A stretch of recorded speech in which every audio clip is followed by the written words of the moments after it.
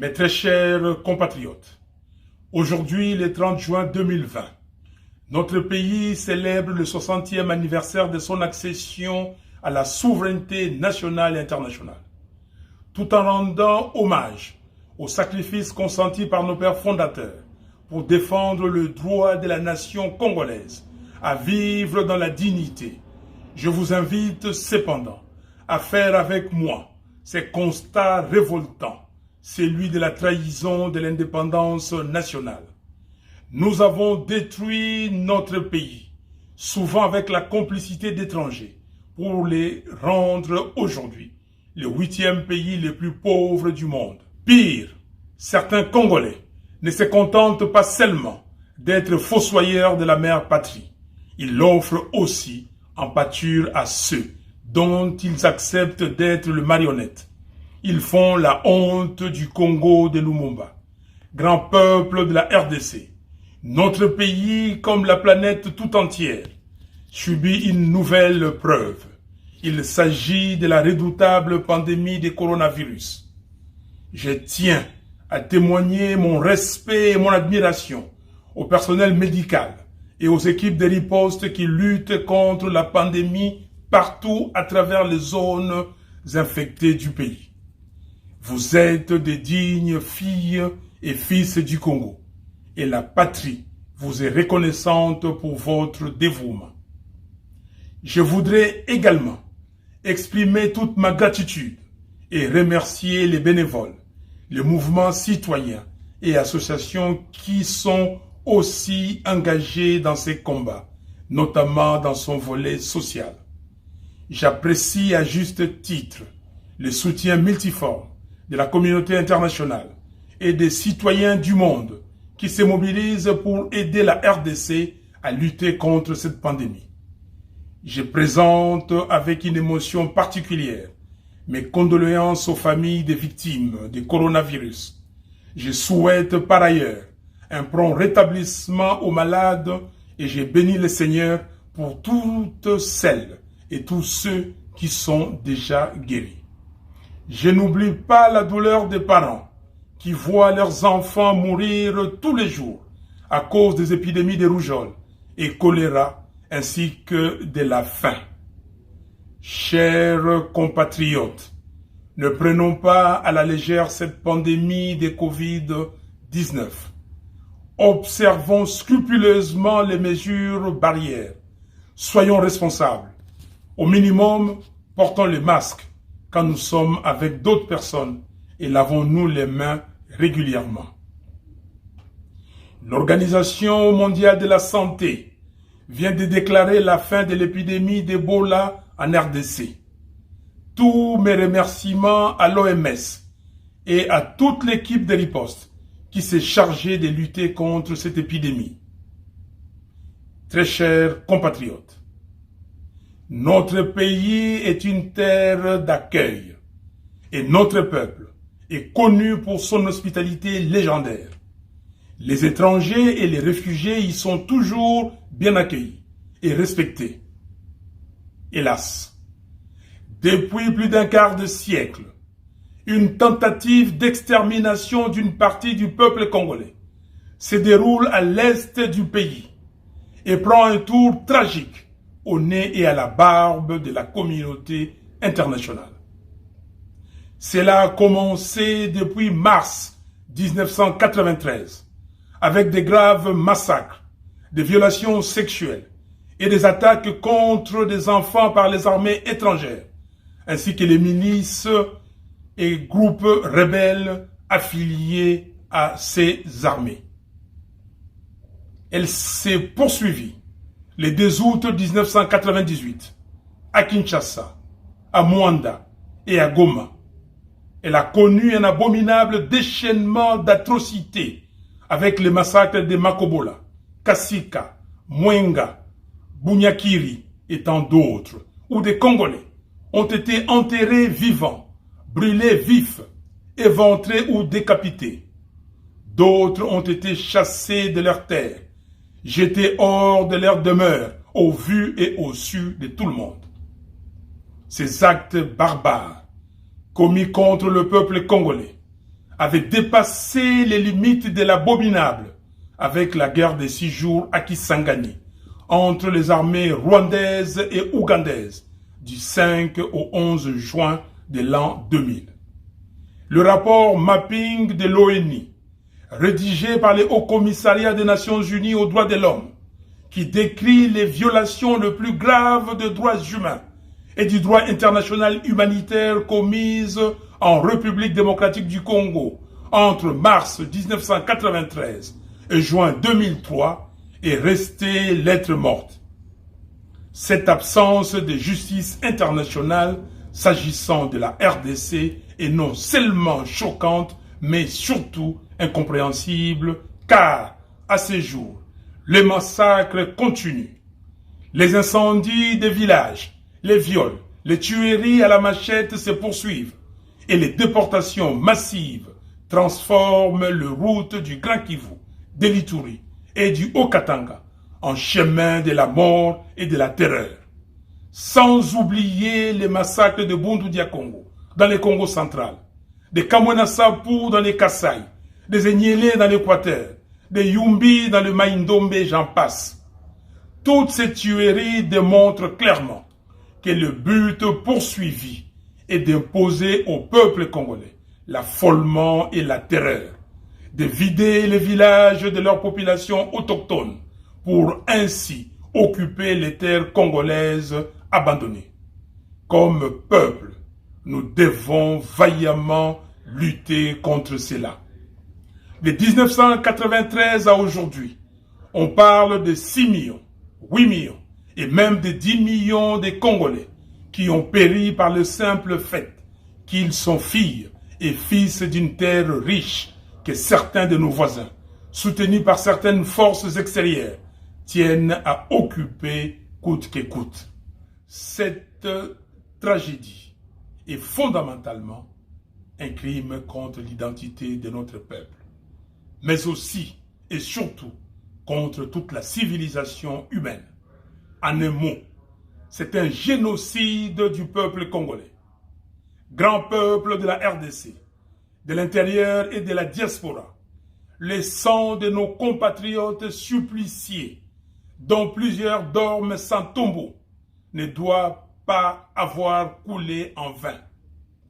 Ainsi, le serment que nous lèguent tous nos martyrs, c'est la nécessité absolue pour notre peuple que cette abominable industrie de la mort qui a décimé des millions de vies congolaises, qui a détruit des millions de familles et qui a traumatisé le survivant pour longtemps, ne soit oubliée par personne. Il est donc de notre devoir de rendre hommage aux victimes de ces crimes odieux, non seulement par le souvenir, mais aussi par les rappels historiques aux autres. Il est aussi de notre devoir de documenter cette barbarie contre l'humanité, de rechercher la justice, de l'enseigner à nos enfants et de passer les flambeaux de l'histoire des souffrances du peuple congolais aux générations futures. Très chers compatriotes, l'indifférence, c'est la trahison de la patrie. L'oubli, c'est la complicité avec ceux qui portent atteinte aux intérêts fondamentaux de la nation. Les souvenirs, c'est pour que nos enfants ne soient pas infirmes de leur passé, car les générations de demain doivent savoir qu'il fut un temps où des millions de Congolais sont tombés et que le sacrifice de leur vie forme désormais les liens verticaux qui nous relient à la mère patrie et à notre mémoire commune. Les rapports Mapping sur le massacre et atrocités commis entre mars 1993 et juin 2003 par les armées des pays voisins en RDC a été publié en août 2010 et le 2 août 1998 est la date du début de la grande guerre d'agression et d'occupation qui, jusqu'aujourd'hui, continue d'endeuiller le Congo. En ces jours mémorables du 30 juin, jour du 60e anniversaire de l'indépendance nationale, je déclare solennellement que la date du 2 août doit dorénavant être la journée des commémorations du génocide du peuple congolais.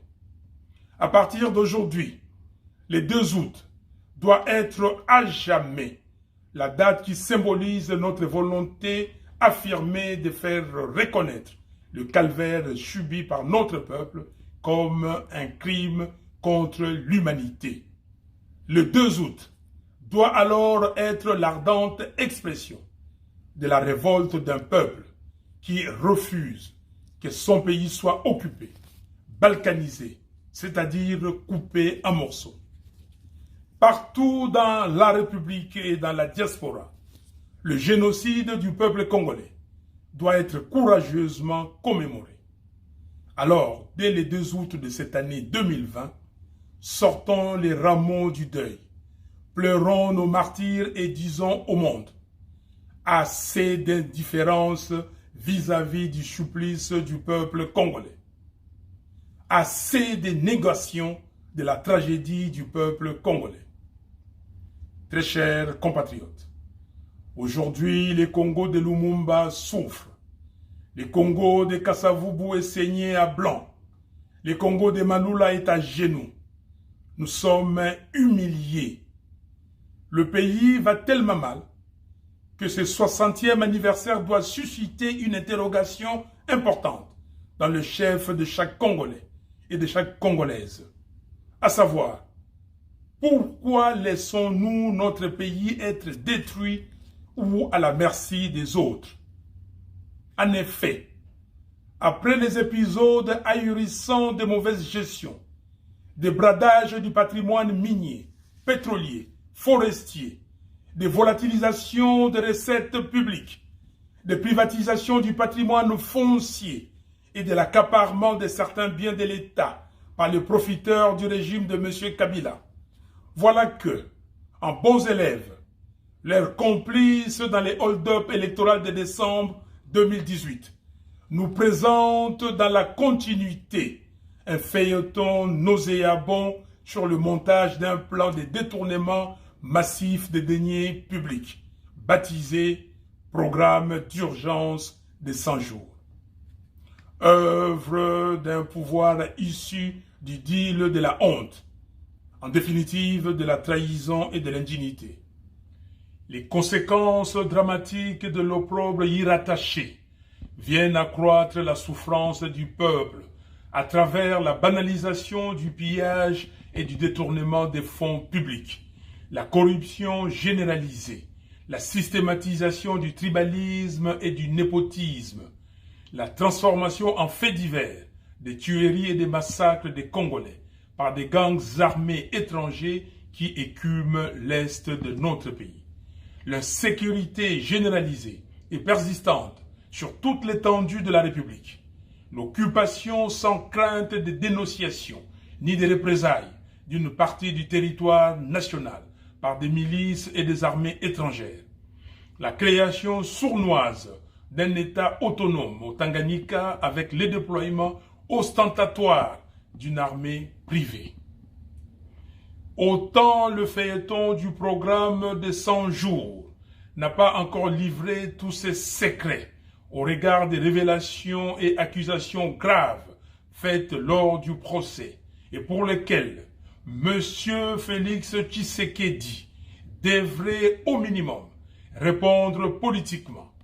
Autant j'exige que toute la lumière soit faite sur l'affaire des 15 millions de dollars des pétroliers, sur toutes les autres activités du programme des 100 jours, ainsi que sur les détournements des fonds opérés durant les 18 dernières années.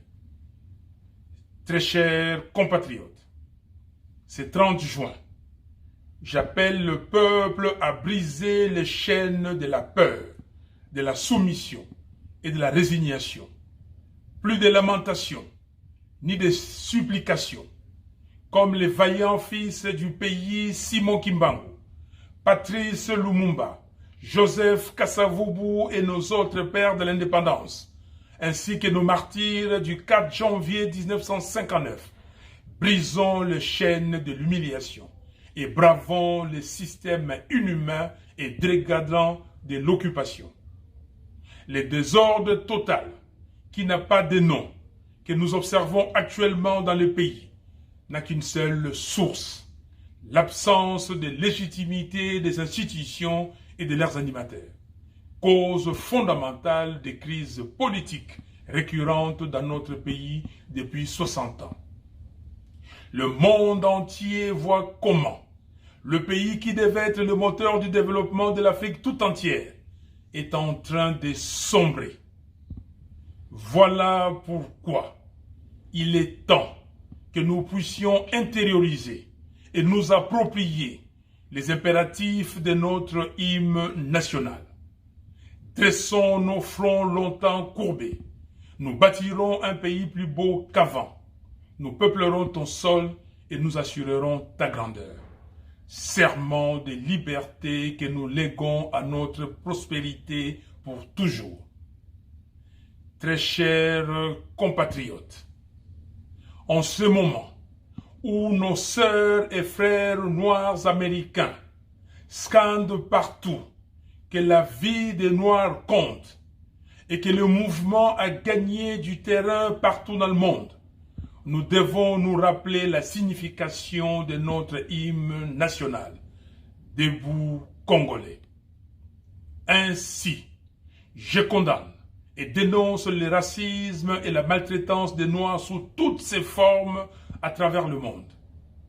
Je soutiens le mouvement Black Lives Matter et j'adhère à la dynamique d'effacement dans les lieux publics, partout dans le monde, de tous les symboles qui rappellent l'esclavage et la maltraitance des Noirs. Les statues doivent aller dans le musée et être montrées dans les livres d'histoire. C'est déjà un premier pas que le Conseil des droits de l'homme de l'ONU ait adopté à l'unanimité le 19 juin 2020 une résolution condamnant le racisme systémique et les violences policières. Dans le même ordre d'idées, je note avec satisfaction la résolution adoptée le même jour par le Parlement européen, proclamant que la vie des Noirs compte. Grand peuple de la RDC, j'avais 3 ans et demi au moment de l'indépendance. Tout au long des décennies 60 et 70, les Congolais croyaient vraiment que le lendemain serait meilleur dans leur pays. Hélas, je refuse que les jeunes d'aujourd'hui ne puissent bénéficier d'un environnement qui leur permette de rêver dans leur pays. Je refuse que ceux qui n'ont aucun leadership, aucun caractère, aucune moralité et qui n'ont aucune compétence pour résoudre le problème des Congolais soient à la tête de nos institutions. Je refuse qu'on continue à nous traiter comme des enfants et des affamés qui ont besoin de l'aumône. Je refuse que mon peuple continue à subir les humiliations, les agressions, les violences horribles et les tueries gratuites. Je refuse la balkanisation de mon pays et les pillages de nos ressources naturelles. Et je refuse d'être complice du sous-développement chronique de la RDC. En revanche, nous devons nous engager résolument à assurer la prospérité de notre peuple, avec le soutien de la communauté internationale, certes, mais surtout grâce à un leadership de transformation et responsable que les Congolais méritent.